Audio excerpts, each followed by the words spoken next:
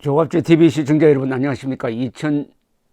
2019년 11월 20일 새벽입니다. 어제 문재인 대통령은 MBC에서 있었던 국민과의 대화에서 처음으로 조국 전 법무장관 사태와 관련하여 사과를 했습니다. 사과를 한 내용을 소개를 해드리면 이렇습니다. 제가 그분을 장관으로 임명한 취지와는 상관없이 결과적으로 많은 국민에게 갈등을 주고 분열시킨 점에 대해 다시 한번 사과 말씀을 드린다.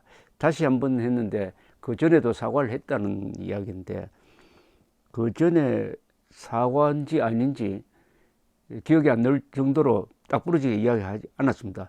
이번에는 조금 구체적으로 이야기를 했습니다. 우선 이 말을 따져볼 필요가 있습니다. 임명한 취지와는 상관없이 결과적으로 많은 국민에게 갈등을 주고 분열시킨 점에 대해 다시 한번 사과의 말씀을 드립니다. 여기 보면은 자신이 뭐 잘못했다는 거 하나도 없습니다. 뭐냐? 임명한 취지는 이런 내용이었습니다.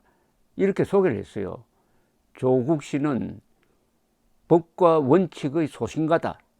그리고 한국의 법학계를 대표하는 사람이다.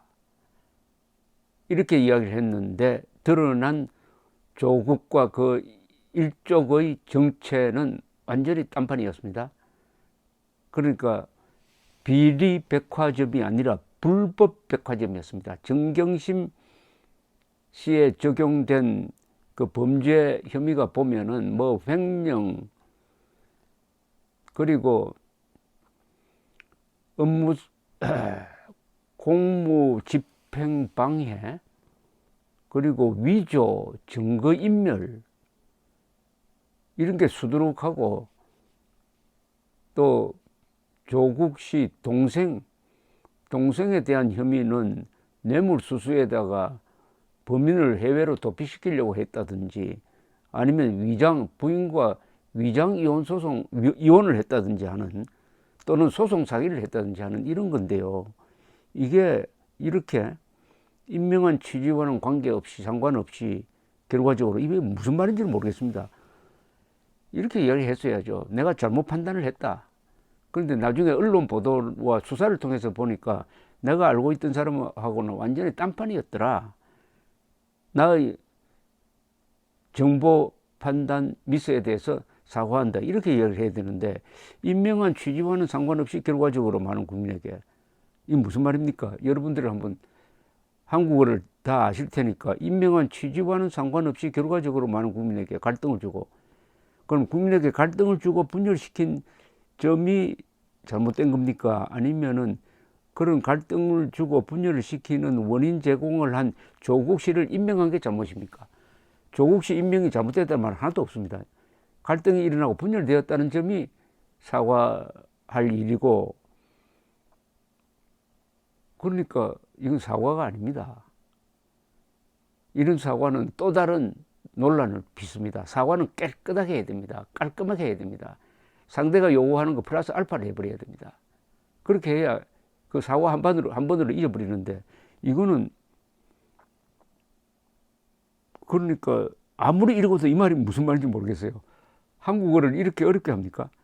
임명한 취지와는 상관없이 임명한 취지는 조국 씨로 하여금 검찰을 장악해가지고 또 공수처도 만들고 해가지고 문재인 정권을 보호할 수 있는 그런 장치를 하려고 했는데 뭐 이렇게 됐다. 이런 뜻으로 이해할 수밖에 없습니다. 사과는 이렇게 하면 안 된다는 걸 잘 보여주고 있습니다.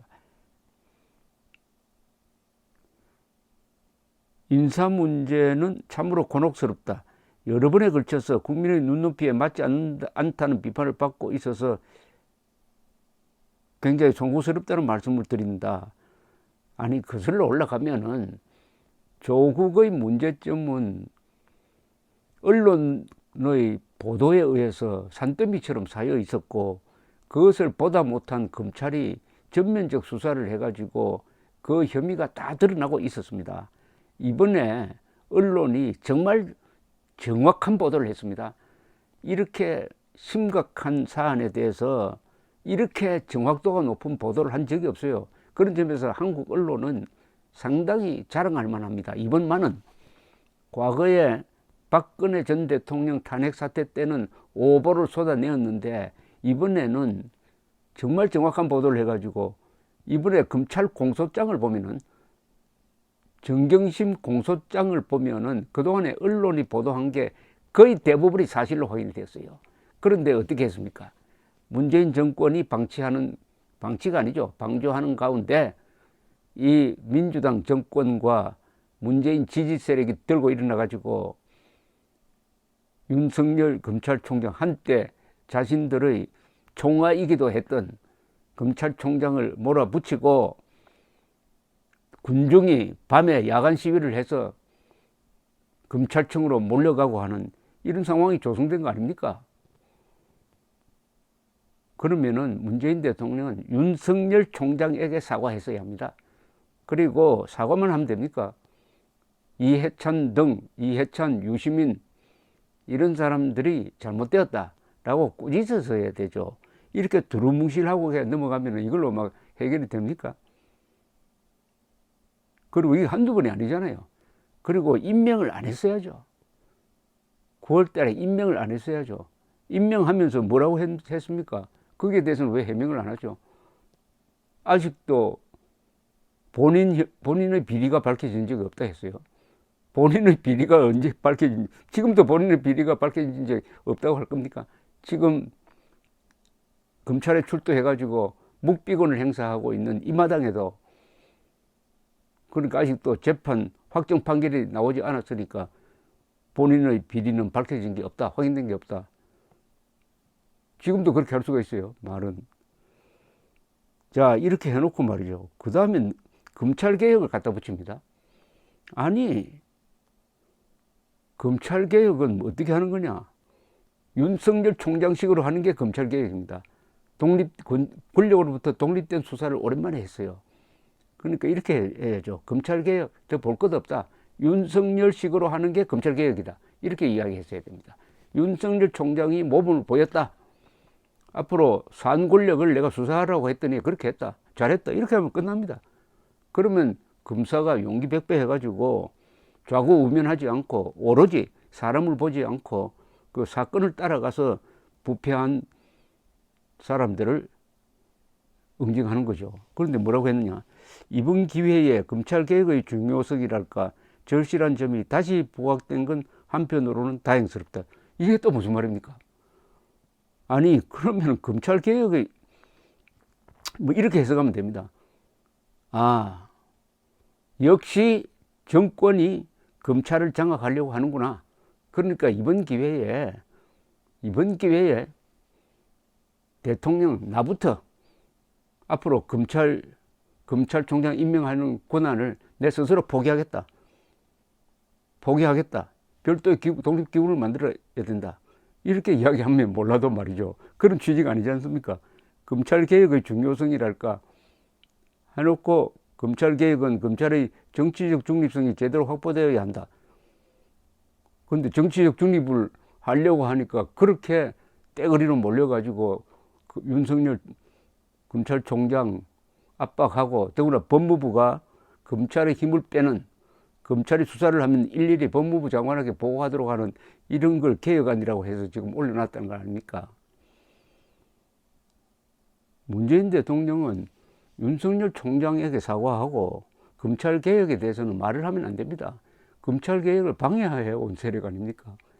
문재인 그리고 민주당 정권이 검찰개혁을 방해하는 최대 걸림돌이었는데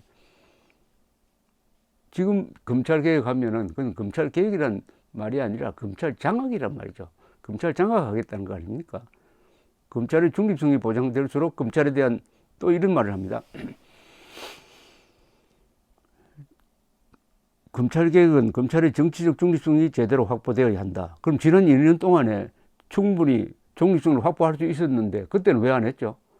그때는 이른바 적폐수사를 해가지고 전 정권 사람들 다 잡아놓고 하는데 검찰이 말을 잘 들으니까 그때는 왜 정치적 중립성이란 말을 안 했잖아요. 그런데 이제 임기 후반기로 가니까 검찰이 독립적으로 수사하려고 하니까 안 되겠다 싶어서 느닷없이 정치적 중립을 하더라고 하네요. 또 다른 한편으로는 검찰의 중립성이 보장될수록 검찰에 대한 민주적 통제가 강화되어야 한다. 이건 또 무슨 말이죠? 검찰의 중립성이 보장되면 그걸로 끝나는 거지. 중립성이 보장되었는데 민주적 통제를 하니 이게 무슨 말입니까? 통제가 무슨 독재적 통제가 있고 민주적 통제가 있습니까? 통제는 통제지. 검찰의 중립성이 보장하면 중립성을 보장한다 하면 될 텐데 통제를 한대요. 아니 이 말이 성립이 됩니까? 중립성은 통제를 안 받는 겁니다.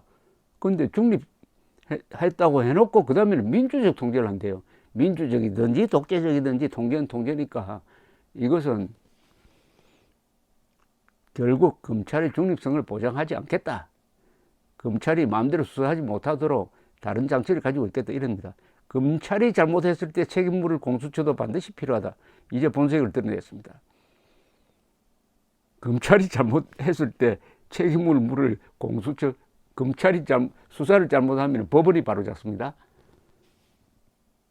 그리고 검찰이 뭐 범죄를 저지르려면은 그럼 같은 검사끼리 잡아 넣으면 됩니다. 검찰이. 그리고 경찰이 있어요. 그 검찰을 견제할 수 있는 기관이 사실은 경찰입니다. 경찰에게 검찰 수사권을 주면 됩니다. 검사가 잘못했을 때는 검사가 수사하지 못하도록 하고 경찰이 수사하도록 한다든지 하면 되지. 헌법에도 없는 공수처를 별도로 만들겠다는. 이제 공수처가 왜 만드는지 문재인 대통령이 질투하고 말았습니다. 검찰을 통제하겠다는 겁니다. 검찰을 왜 통제해야 되느냐?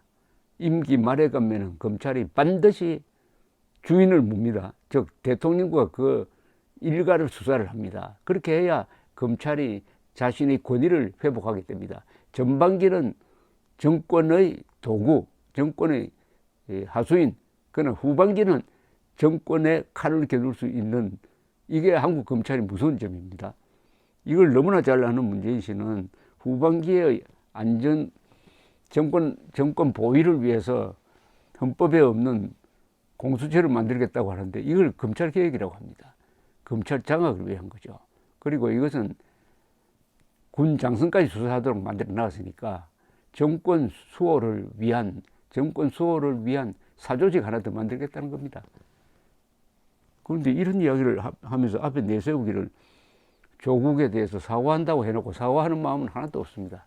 사과는 이런 식으로 해서는 안 된다. 이건 반드시 또 다른 논쟁을 불러들일 것이다. 그리고 논리가 맞지 않다는 겁니다. 딱 간단하게 하면 검찰개혁은 대통령이 검찰총장 임명을 하는 일을 하지 않으면 됩니다. 그걸로 끝입니다. 그 다음에 검찰은 누가 통제하느냐? 그것은 검찰을 통제하는 게 경찰이 있어요. 외부에서는 언론이 있습니다. 그리고 법원이 판결을 통해서 합니다. 영장 발부, 재판을 통해서 하는 거예요. 이렇게 해서 검찰을 통제할 수 있는 도구가 잘 돼 있는데 공수처라는 별도의 기구를 하나 만들면은 이게 검찰, 지금 수사 대상이 주로 노리는 게 검사, 판사, 경찰, 그 다음에 군인이에요. 무력집단, 수사기관을 자각할 수 있는 법 외 도구, 법 외 기구로서의 공수처를 만드는 것이 검찰개혁이라고 했으니까 앞에 사과한 게 다 무효입니다. 앞에 사과를 뒤에 말로서 무효로 만들어 버렸습니다. 이런 식의 사과를 하면 안 됩니다. 감사합니다.